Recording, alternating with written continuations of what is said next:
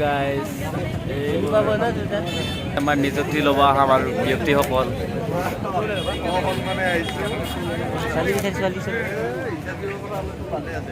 ये अभी forest guard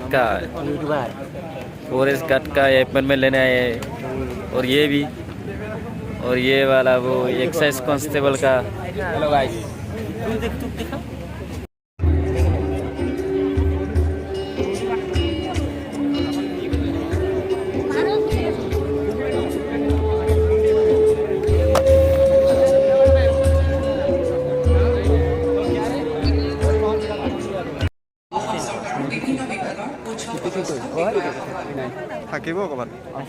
नमस्कार